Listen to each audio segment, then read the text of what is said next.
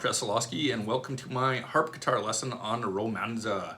As usual, I'm playing my Timberline HG60 harp guitar, best, most affordable harp guitars on the face of the earth. So if you're looking to get into harp guitars or continue with harp guitars, look no further than Timberline. Okay, we're just going to jump right into this lesson. We're going to start with the tuning for this. Now our treble strings are just standard tuning.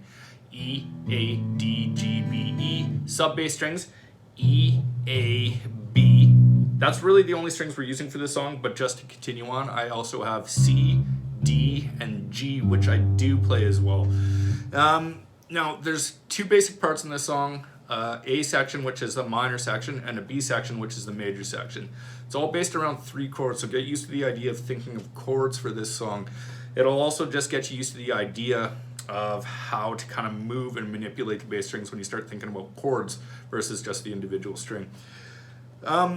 Now this song is in a 9/8 time, and why I like this song, and it's the perfect beginner song for harp guitar, by the way, because you don't have to worry about things like dampening, so stopping the sub bass strings from ringing out. It gives you ample time, and this is kind of a free time song, so you don't have to worry about going fast or slow or consistent. You can kind of make it that wavy roller coaster kind of feel. So anyways, without further ado, let's learn how to play the song. So, as I was saying, this song's in 9/8, so you can think of it as 3 groups of 3 and then another 3 groups of 3.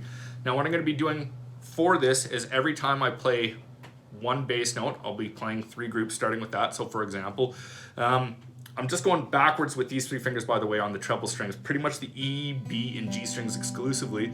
So, the first group of 3, for example, starting on the 7th fret on the high E, I start with the sub bass string, 1, 2, 3, 4, 5, 6, 7, 8, 9. Next group, I'll go to the treble strings and do the same thing, but just continue on with the melody. So this will be fret 7, 7, 5, 3.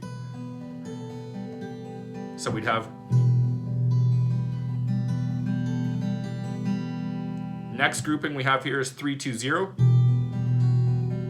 and then 0, 3, 7. Okay, so we have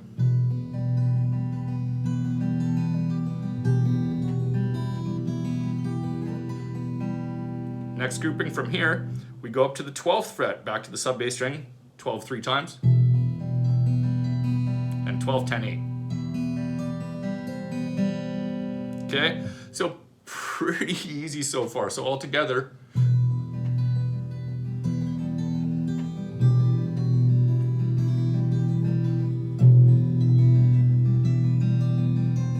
minus that little blip there. Now we go to our A minor chord. So now I'm just going to do the same thing. Now for the shape over here, I'm going to bar my 5th fret on G, B, and E. And my melody is going to be on the first string, and it's going to go frets 8, 7, 5, then back up to 5, 7, 8. So I'm going to start with the sub bass on the A, then back to the A on the treble strings and walk back up. So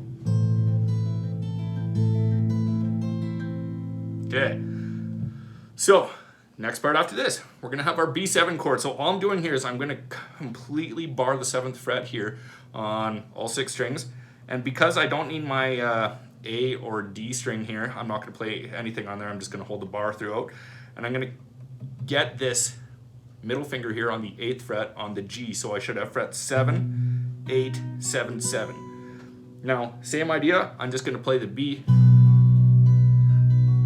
Now, so yeah, let's try that. Yeah, sorry. Yeah. When you have to play it slower, you just gotta, your muscle memory just takes over and you just gotta think about it a little bit, right? Anyways, okay, so what I'm doing there, melody on this B7 chord, I guess 7 flat 9, is I'm gonna go fret 7, 8, 7. That's my first group of 3 that I play with the sub bass. So, I played the A there. Now I'm gonna go to the B here on the low E string. I'm gonna have frets 11,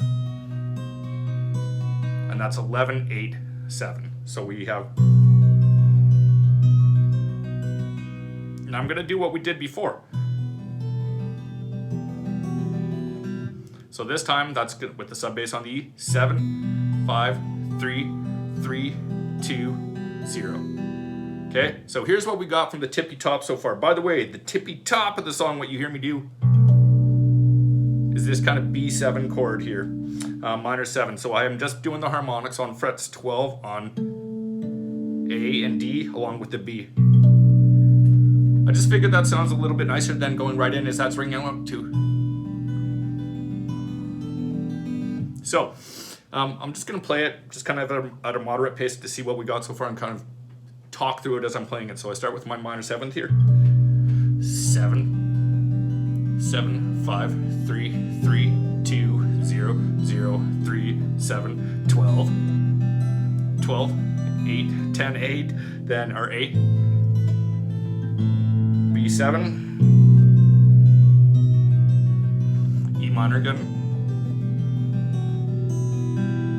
Now I'm gonna have this B7 chord here, and this is gonna be frets 2, D's dead, so it's just open. Fret 2 on G, open B, and then this F sharp here on the high E string. And I'm gonna,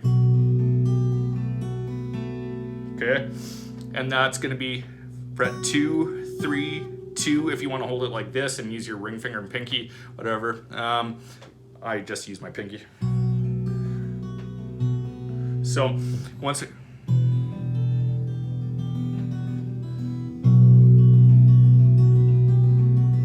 there we go.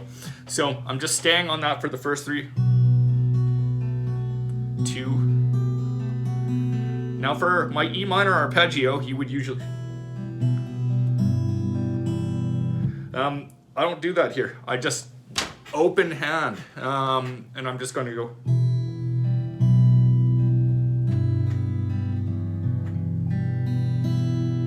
And so all I'm doing there, backwards, I am presetting this E minor chord because I am going to play it after, so a little different than the original piece, but.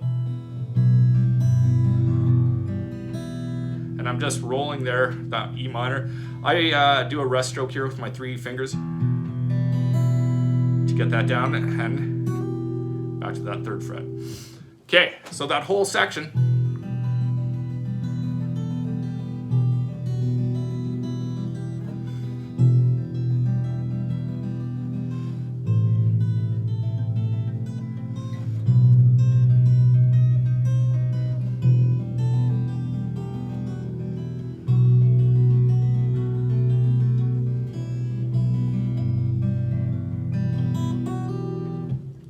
Yada, yada, yada.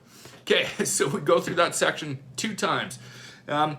Major section. The only difference when I start the major section is once I do this arpeggio of that E minor, instead of sliding up to 3, I'm just going to go 2. And this is going to set up our B section, so the E major section now. So what I'm doing for my E major chord here, I'm moving my G up to a G sharp, and then I'm just playing the octave. So fret-wise, I don't need this big monster stretch. Even in the regular version, you don't need that. So anyways, I have fret 1 on the G here, open B, and then 4th fret on the high E. So when I do this, I'm doing the same principle as before, where I play the higher melody with the sub bass 3 times. And then I'm gonna walk back 4, 2, open. Now setting up for my B7 chord here, I'm going to start with this B7 sus. So this is going to be like I'm playing this B7 shape, which is frets 2, 4, 2, 4. But I'm going to start with my pinky here. So this is the one time where these 3 fingers actually switch from the highest 3 strings to the next 3 strings. So B, G, and D this time. So when I do this, I'm going to walk back and I should have fret 5, 2, and 4, but I'm barring with my index finger as well. So that's 5, 4, 4. So then I'm gonna, so what I'm doing here, it's gonna have this B7 sus chord to a B7. Then I'm gonna go B7 to B minor 7, back up to the B7. For those 3 guys, that should be easy. But melody wise, it's gonna go 5, 4, 4, 4, 3, 4. So now we're going to go to the same B7 chord that we had in the minor section, but the only difference is here, instead of going to the 8th fret, I'm going to go to the 9th fret. Yeah, so once I get here,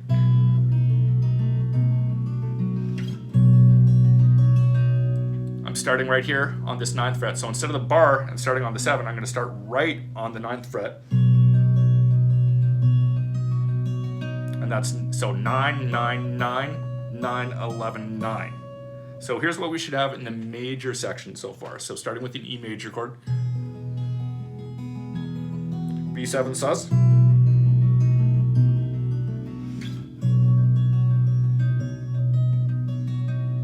now I'm going to get this kind of E6 thing where I'm going 9, 9, 9 on the first 3 strings to just a regular E major chord. So that's fret 9, 9, 9 to 9, 9, 7. So 9, 7, 7 twice. So then to the treble side, and that's 7, 9, 11. Okay, so we have,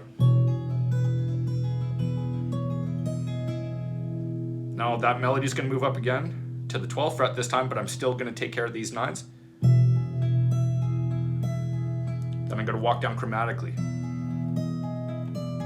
So 12, 11, 10. Okay, so major section so far.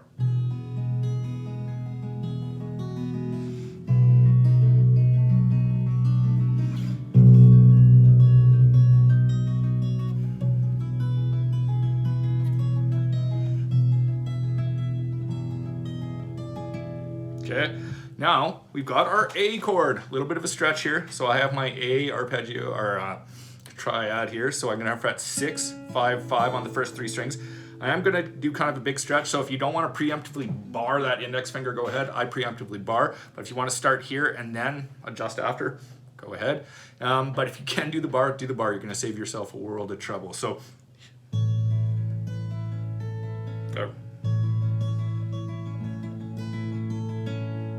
So melody-wise, that's 9, 9, 9 with the sub bass on the A.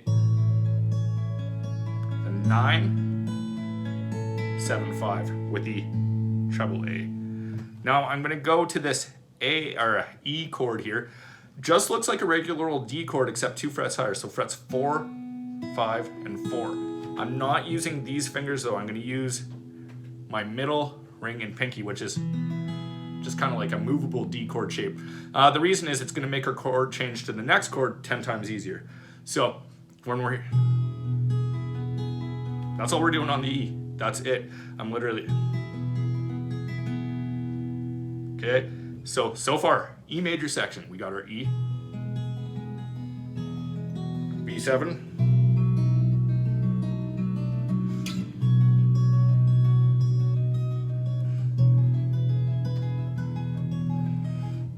still E, A,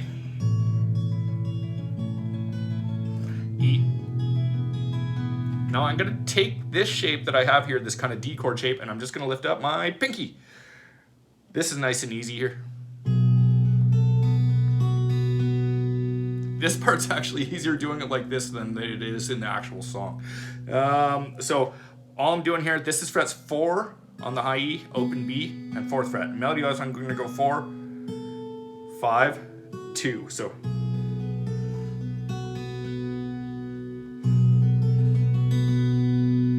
now I'm going to do my E major arpeggio, similar to what I did in the minor one where, ooh, that was garbage. That, except I am going to hold this 1st fret. That. So, yeah. So, all I'm doing is holding the 1st fret. Now I can't have this G here on the sub bass, so I play the 4th fret. And then I just play my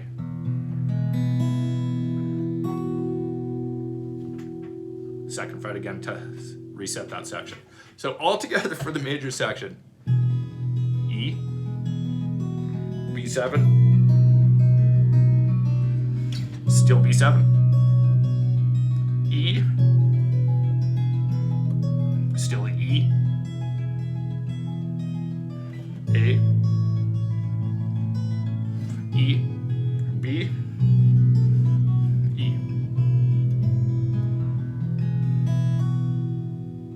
And then just play it again.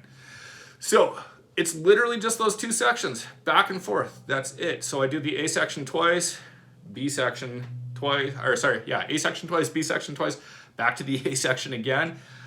I do everything exactly the same. There's no changes in it, so there's not really any variation. So it's just, like I said, a really good song to kind of get used to the fundamentals of just getting used to a harp guitar, and even just getting used to finger picking in general. So I don't really add any changes. I want it to stay pretty true to the song. The only thing, like I said, I really added is that B minor 7th chord at the start there. Like I said, I just think that kind of sets a good mood because it sounds like it wants to go somewhere.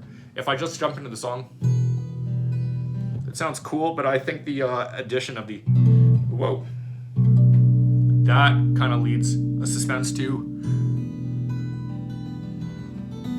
so on and so forth.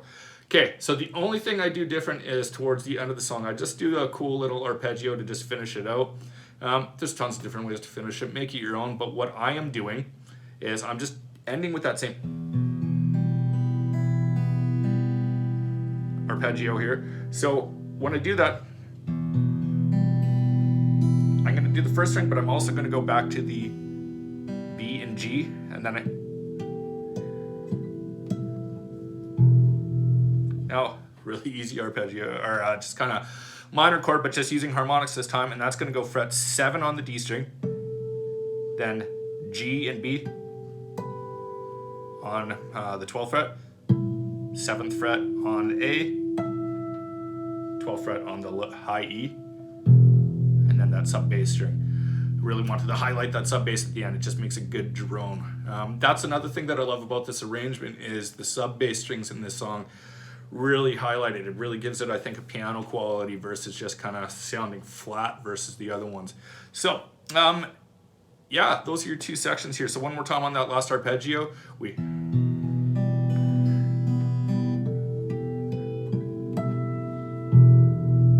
and just let that ring out and sustain. Okay, so there's a nice little lesson on Romanza there. Like I said, this is easily applicable to the 6-string guitar as well. Just don't play the sub bass, just play all the same bass strings we were doing before, and substitute it.